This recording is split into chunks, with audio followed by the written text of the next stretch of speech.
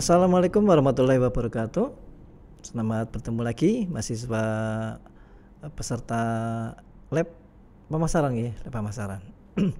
Nah, di pertemuan ke 3 atau 4 nih ya, 3 atau 4 ini saya akan overview karena memang di mata kuliah ini agak berbeda dengan mata kuliah dasar pemasaran 1 pemasaran 2. Jadi materinya memang sudah pernah disampaikan oleh beliau-beliau pengampu pada saat materi sebelumnya ya. Kalau nggak salah yang mengampu sebelumnya adalah Pak Budi. Nah, namun demikian untuk memudahkan Anda mengerjakan tugas-tugas di lab pemasaran ini, tentu saja akan saya sampaikan kembali garis besar dari materi-materi yang ada.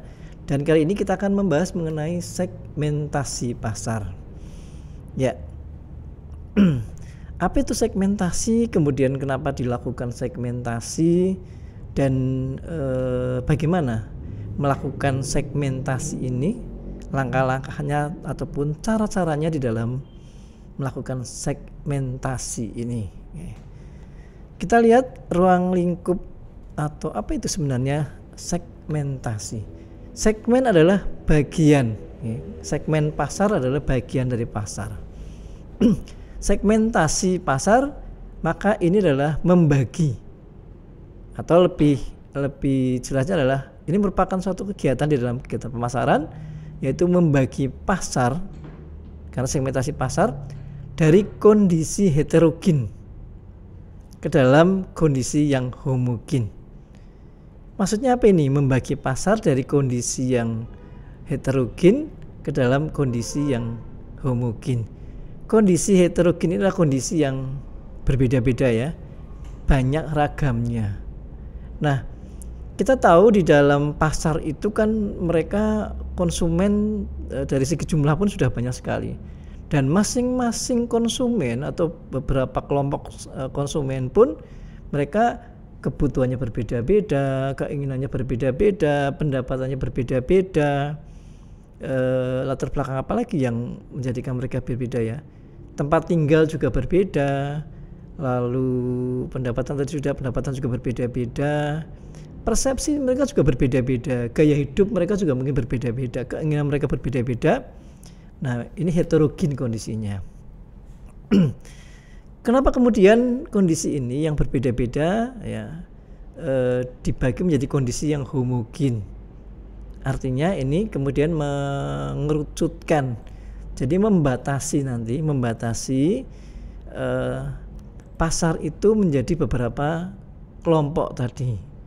Nah, kelompok ini adalah kelompok yang ini kayaknya pasar saya bagi menjadi wilayah saja. Nah, wilayah berarti saya tidak memperdulikan nanti kondisi yang lain, latar belakang yang lain, karena saya hanya akan membagi pasar atas dasar wilayah saja. Jadi saya buka toko, buka warung makan, atau menjual barang apapun, ya. Saya nggak membedakan ini perempuan laki-laki, pokoknya barang ini, ya misalnya mobil itu kan, atau buku itu kan semuanya bisa membaca, komik, konten.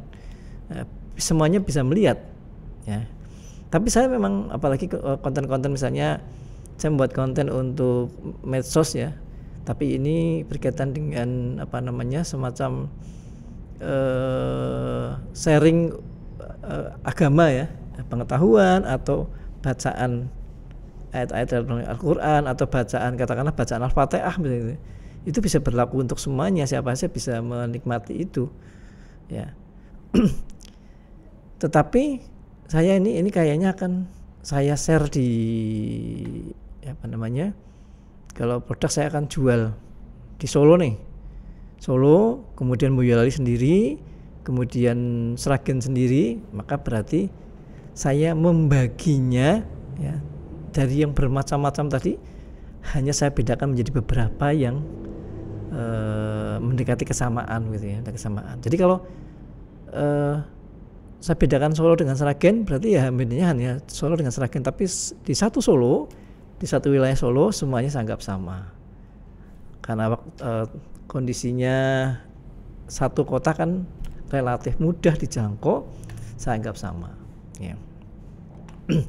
Lain lagi juga nanti kalau kemudian tadi misalnya konten saya ini untuk apa ini untuk dakwah atau ini untuk mahasiswa, ya, untuk remaja, untuk anak-anak misalnya, maka saya membagi tadi di dalam kelompok usia atau kelompok perkembangan anak.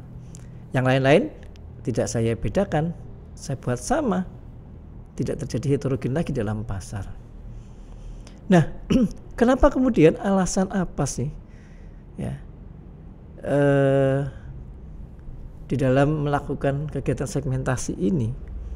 Ya karena memang di dalam pasar itu memang berbeda-beda keinginan, sumber daya, lokasi geografis, sikap beli dan praktik pembelian, semuanya berbeda, ya. Nah, pertanyaan yang mendasar adalah seperti ini,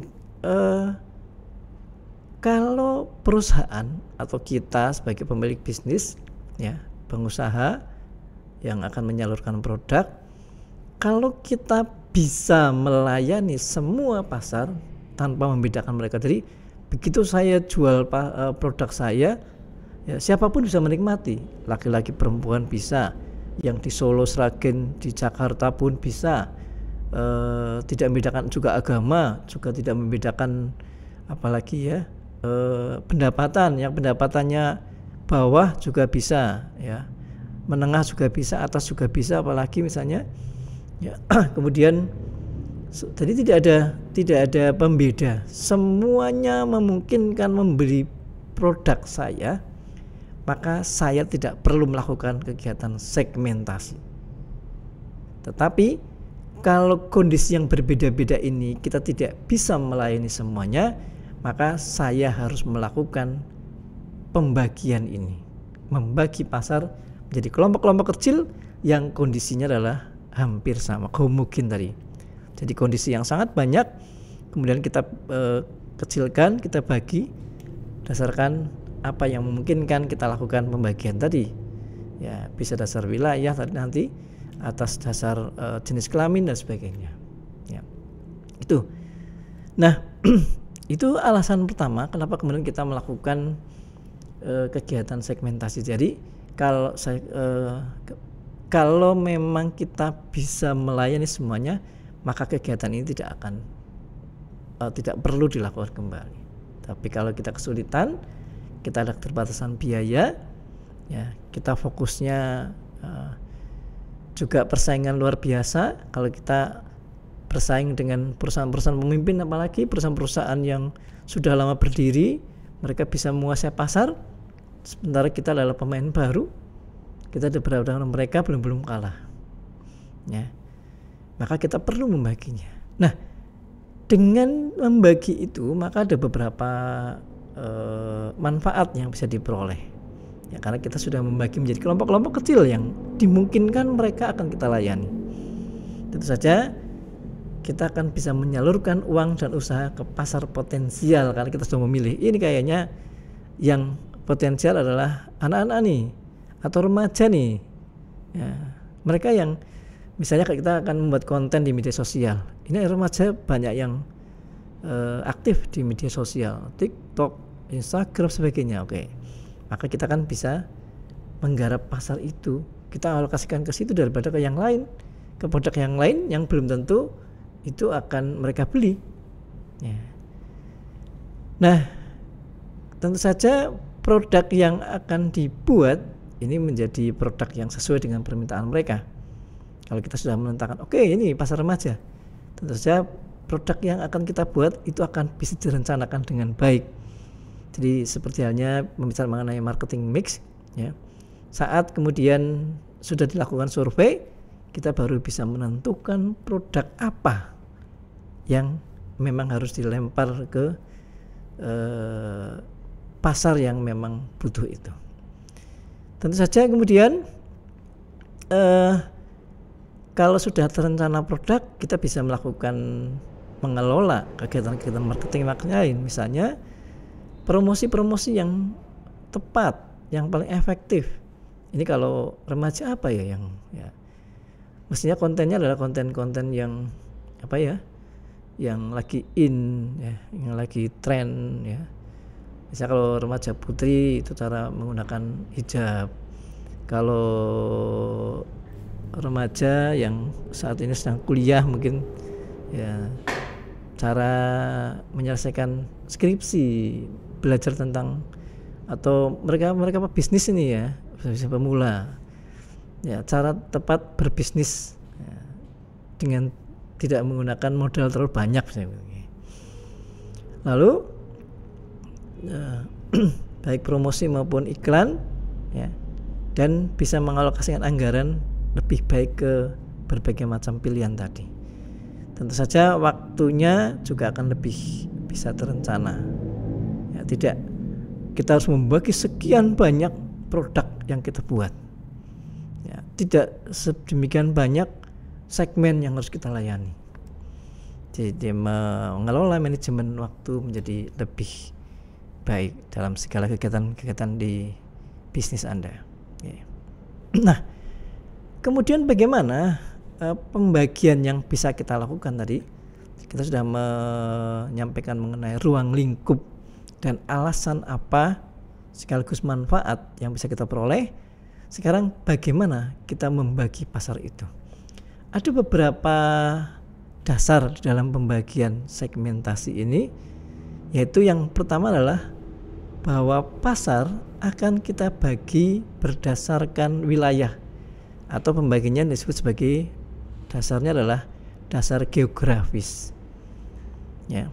Jadi kita membagi tadi menjadi Solo, Sragen ya, kemudian Solo Raya ya, Sukoharjo dan sebagainya. Nah, kita misalnya begini, ada perusahaan yang lokal, berarti sifatnya hanya bergerak di dalam lokal tertentu ya, wilayah tertentu. Ada yang sifatnya nasional, ada yang internasional. Ya itu kan berarti wilayah. Contoh nih, di Solo ini ada toko Luwes kalau salahnya. Luwes itu dulu awal-awalnya ya hanya di Solo. Ya. Solo berarti lokal, bergeraknya di lokal. Nah, hanya beberapa waktu ini ada pergerakan, tapi tetap pembaginya wilayah. Ya. Dia meluas ke wilayah Semarang, Jawa Tengah. Tapi belum sampai ke nasional sih, belum sampai ke beberapa kota yang lain. Ya hanya lingkup di Solo Raya atau beberapa tempat di Semarang begitu ya. Nggak sampai ke luar itu. Dan dia tidak melakukan pembagian atas yang lain.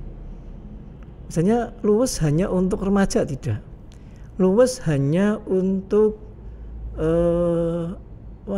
muslim, tidak. Luwes hanya untuk yang pendapatan yang bawah, tidak. Ini artinya berarti mereka tidak melakukan segmentasi atas dasar yang lain-lain. Jadi mereka hanya melakukan segmentasi atas dasar geografis wilayah. Nah, kalau dalam prakteknya nanti kemudian sebagian produknya atau perusahaannya juga dibagi geografi, demografi ya nanti kita bisa lihat ada nggak perusahaan-perusahaan seperti itu. Kalau memungkinkan ya bisa jadi. Ya. Jadi misalnya luwes kenapa nggak dibuka di daerah mana ya? Mungkin di Jepara ya misalnya, atau di kota-kota yang lain ya. Ya mungkin di sana ya ada beberapa pertimbangan ya.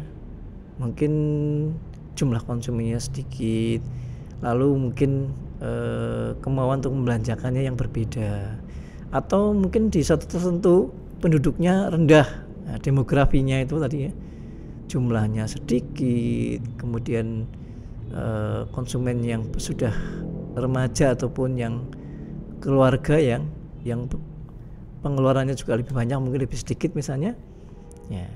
Nah, nanti bisa jadi bahwa pengelompokan segmentasi ini bisa beberapa ya, nanti kita bisa lihat, nanti Anda bisa pantau ya, kira-kira perusahaan ini melakukan pembagiannya atas dasar apa ya.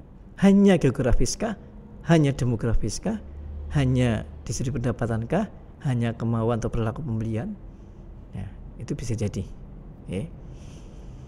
Tapi kalau bisa jadi juga ya beberapa tadi, atau memang benar-benar hanya satu, tadi saya contohkan luwes. Kemudian yang lain adalah demografi atau kependudukan. Di sini ada usia, jenis kelamin, ya, kemudian tempat tinggal, apalagi ya yang berkaitan dengan kependudukan ya, tahapan perkembangan hidup, mulai dari balita, ya, kemudian remaja, ya, kemudian dewasa, tua. Ya. Beberapa makanan misalnya ada, kalau nggak salah misalnya susu ya, produk-produk susu itu ada yang dia membagi ya, kalau nggak salah ya, kita menyebut nama ya, karena itu untuk contoh, misalnya ada Denko, ada susu apalagi itu, mulai dari batita ada, balita ada, Denko yang sifatnya umum ada gitu ya. Nah, dia memang membaginya atas dasar itu, dan dia disebarkan dimanapun bisa. Berarti dia memang tidak membagi atas dasar geografis, tetapi berdasarkan atas dasar demografi, ya, jenis kelamin, usia, tempat tinggal geografis ya, ya. Perkembangan ini ya, jumlah anggota keluarga misalnya gitu ya. Lalu alternatif yang lain di dalam dasar-dasar segmentasi adalah distribusi pendapatan tadi.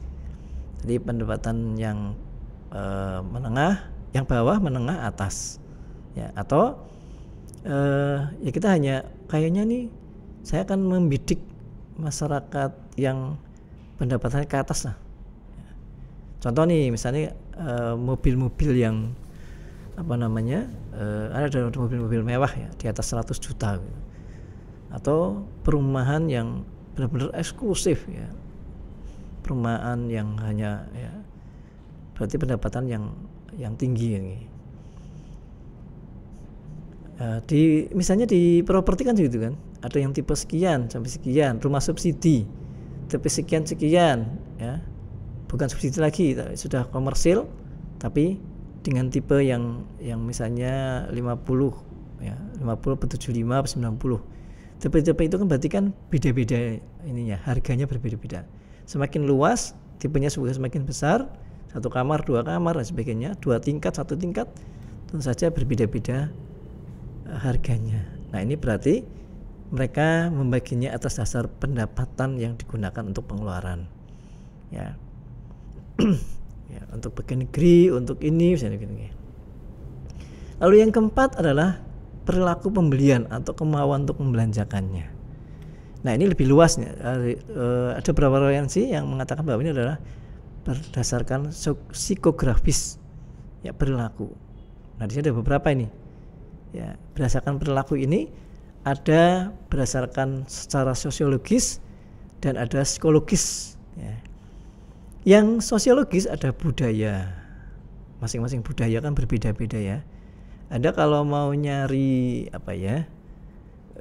sate sapi di Kudus misalnya, itu nggak ada ya. Sate kambing banyak gitu. Karena budaya di Kudus itu dari peninggalan wali Songo ya, masyarakat sekian banyak itu memang masih menghormati ya leluhur mereka. Kalau toleransi antar beragama cukup tinggi di sana ya. Jadi Hindu waktu itu kan menghormati, sekian waktu sebelum masuknya Wali Songo ya, masuknya Islam di Jawa Tengah, orang-orang Hindu kan menghormati sapi ya.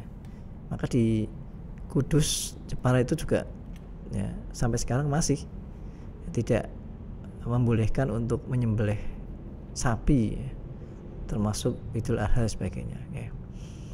Atau sate lah yang kemudian bisnisnya sate. Kelas sosial ini kelompok-kelompok kelas sosial ya, yang dari segi pendapatan ya, bawah, menengah, atas. Nah, kalau tadi dari pendapatan itu dari nilai rupiahnya ya. Tetapi kalau dari kelas sosial, dari perilakunya.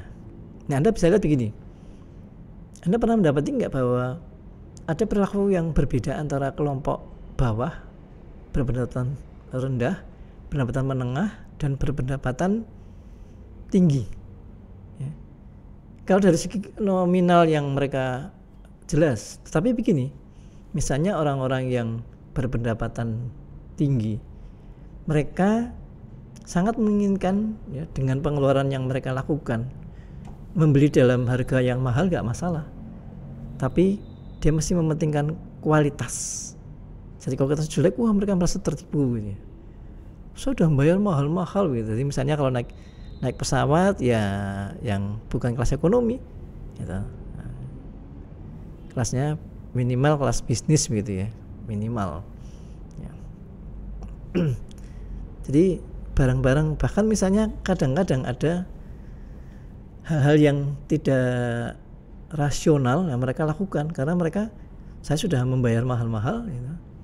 Jadi membeli lukisan atau keramik ya dengan harga sekian gitu ya, yang bisa bagi mereka itu cukup tinggi gengsinya ya, dengan membeli lukisan yang abstrak begitu ya, dengan harga 25 juta hanya untuk satu ya. Tapi mereka merasa puas misalnya begitu ya, kelas sosial karena mementingkan kualitas. Berbeda dengan yang kelas atas, kelas bawah. Orang-orang yang kelas di bawah karena pendapatannya terbatas, mereka tidak akan pernah memperdulikan kualitas. Yang penting justru kuantitas. Nah, coba Anda kalau misalnya masuk di warung-warung kecil yang katakanlah di beberapa pinggiran ya, yang pelanggannya itu misalnya ada tukang beca, ada orang-orang yang kuli bangunan. Anda lihat ya, itu mesti satu piring nasinya banyak banget, ya. Dan mereka kalau disuruh ke KFC gitu ya, ke California Fried Chicken itu malah, ini apa ini ya, nasinya sedikit, ayamnya sedikit, bayarnya mahal. Ya bagi mereka, karena dengan pendapatan terbatas ya, mereka tuntutannya adalah lebih banyak ke kuantitas. Nah, berbeda dengan kelas bawah dan kelas atas, yang ribet ini adalah di kelas menengah. Kelas menengah memang biasanya ditandai dengan ada peningkatan pendapatan ya, tapi masih baru dalam taraf belum sampai tinggi sih ya, tapi sudah di atas yang bawah, tapi masih di bawah yang pendapatan tinggi. Mereka biasanya cenderung agak rewel, jadi dengan uang yang sedikit hati-hati mereka lakukan pembelian karena belum begitu banyak yang mereka punya pendapatannya, tapi mereka menginginkan barang yang bagus. Lalu apa yang terjadi di kelas ini? Di kelas menengah mereka akan banyak menawar. Jadi kalau Anda yang sering menawar ya, dimanapun menawar begini ya, ini berarti Anda bisa jadi masuk di kelas yang menengah gitu ya. Belum bisa dikatakan sebagai kelas yang atas begitu ya.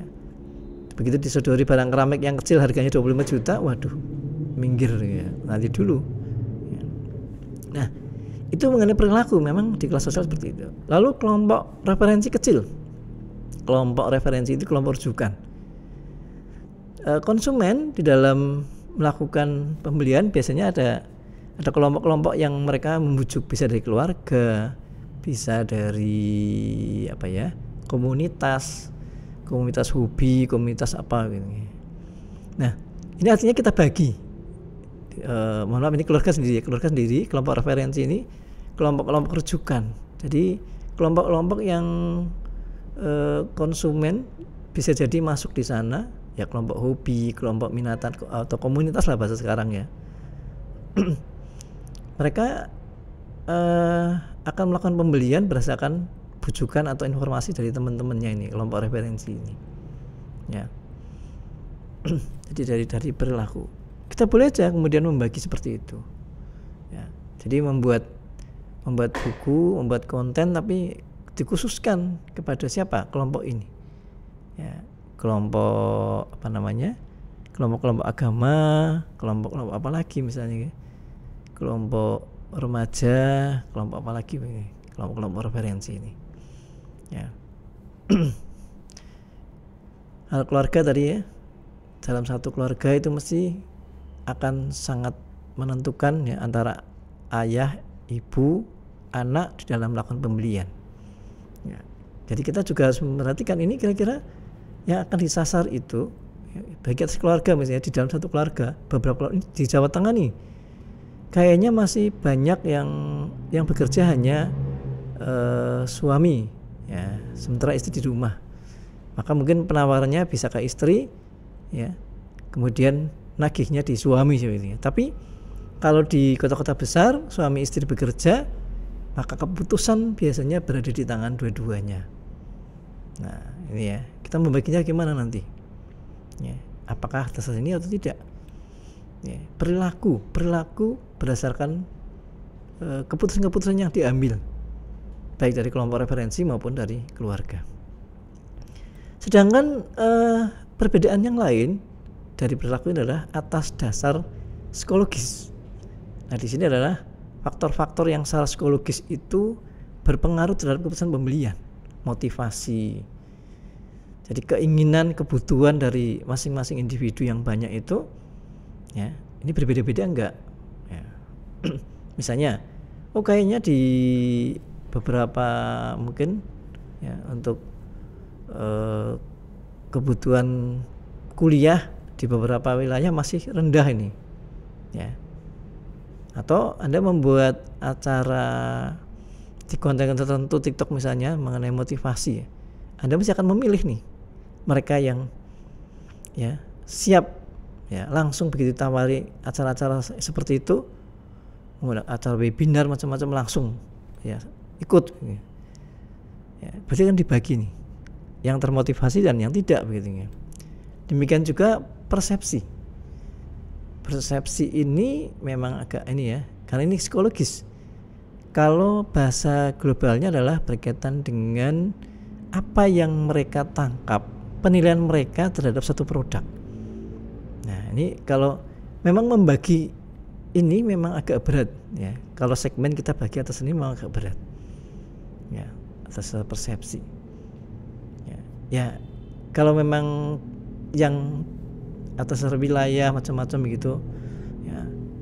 Tapi ini menjadi hal yang penting juga perlu kita lakukan, ya, perhatian terhadap konsumen. Ya, persepsi bagus enggak dengan produk yang seperti ini? Kita membuat kafe gimana nih? Ya, masyarakat setuju apa enggak dengan produk kita? Kira-kira seperti itu persepsi, ya. Kemudian proses pembelajaran. Jadi masyarakat itu masyarakat yang pembelajar enggak? Masyarakat yang selalu berubah tidak? Biasanya pergeseran antara dari desa ke kota itu mesti terjadi perubahan. Ya, Anda bisa lihat di beberapa wilayah, ya, misalnya Sukoharjo bagian selatan itu kan dulu termasuk daerah pedesaan, gitu. Nah mungkin untuk dibangun mall di daerah sana memang, ya, tapi dalam perkembangannya begitu ada pendirian pabrik-pabrik Sritek dan sebagainya, ya, masyarakat di sana sudah aktif, ya, mereka punya pendapatan tinggi, ya, kemudian juga kepingin kuliah, kepingin, ya, bermain di mall dan sebagainya, belanja di mall, mereka lebih cepat belajar dibandingkan dengan sebelumnya.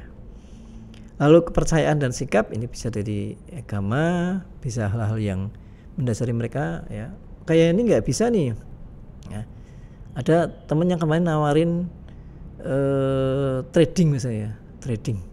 Nah, trading ini kalau di Islam itu kan termasuk yang sebenarnya kita harus hati-hati, ya, karena sifatnya adalah gambling, ya, gambling, ya. Nah bagi yang percaya, ya, bisa langsung ikut gitu, ya. Tapi bagi yang ini kayaknya, ya, memang agak menyangkut, memang tidak diperbolehkan, ya, maka harus hati-hati juga, ya. Kepercayaan dan sikap. Nah untuk yang ini memang nanti akan dibahas secara lebih detail di dalam, tidak hanya di pemasaran tetapi di dalam mata kuliah perilaku konsumen di semester depan. Okay. Ya, saya pikir itu, ini budaya, kemudian motivasi, persepsi, belajar, kepercayaan, sikap. Nah, lalu supaya kita mendapatkan segmen bahwa segmen ini merupakan segmen terbaik apa? Nah, ada beberapa indikator, ya. Meskipun memang tidak mudah, tetapi ya dengan indikator ini berarti ya, ini akan menguntungkan bagi kita. Penjualan terakhir terbesar, tingkat pertumbuhan yang tinggi. Ya. Contohnya misalnya begini, anak-anak itu, kelahiran bayi itu kan luar biasa ya. Meskipun bayi, anak-anak bayi itu yang baru lahir kemudian beranjak ya berumur ini, kemudian beranjak 1 tahun, 2 tahun, 3 tahun, 4 tahun, mereka bukan konsumen yang loyal, ya kan? Karena dengan bertambahnya usia, misalnya pakaian yang ukurannya dulu masih bayi, sekarang sudah SD kan sudah mereka nggak beli. Tapi mereka itu kalau kemudian kita turuti ya dengan pergerakan mereka akan ya membutuhkan terus, bahkan kelahiran pun juga terus ada. Ya, ini kan menguntungkan berarti. Tingkat pertumbuhannya tinggi kalau ya. Lalu persaingan yang lemah. Nah, kalau persaingan memang tidak begitu banyak, ya, ini menjadi tanda-tanda bahwa kita akan mendapatkan keuntungan yang ya pokoknya potensi lah untuk mendapatkan keuntungan yang baik di sana. Dan saluran pemasaran ya sederhana. Misalnya sekarang online dimungkinkan ya. Nah, pemasaran sampai kemanapun malah bisa. Ya tidak harus ya dalam satu kota, tapi kita bisa ke beberapa kota ya, bahkan internasional bisa terhubung dengan baik. Ya ini adalah segmen terbaik, artinya segmen yang bisa memberikan potensi keuntungan buat kita dan kita bisa mengelola dengan baik. Ya. Nah tadi kalau kita membagi wilayah, ya monggo. Kita membagi atas demografi, silahkan. Membagi atas dasar pendapatan juga memungkinkan. Atau ada tadi yang agak berat memang atas dasar psikografis. Tanda-tanda psikografis ya biasanya yang agak muncul adalah gaya hidup. Kalau gaya hidupnya sudah ya senang berbelanja, konsumtif, itu berarti ya sikap kepercayaannya untuk berbelanja ya mudah ya. Maka kita bisa sasar ke mereka. Gampangnya misalnya begini, ada bukan berdasarkan jenis kelamin sih ya, tetapi kenapa kemudian kita memilih emak-emak ya, wanita? Karena mereka adalah kaum yang misalnya cenderung mudah untuk berbelanja misalnya begitu. Ya itu yang bisa saya sampaikan berkaitan dengan materi segmentasi. Mudah-mudahan ini bisa dipahami, dan kalaupun ada pertanyaan di Google Classroom ada ya, kita sampaikan kembali sana, kita share, dan nanti tugas juga Anda bisa mempelajari dengan ini. Oke, terima kasih. Assalamualaikum warahmatullahi wabarakatuh.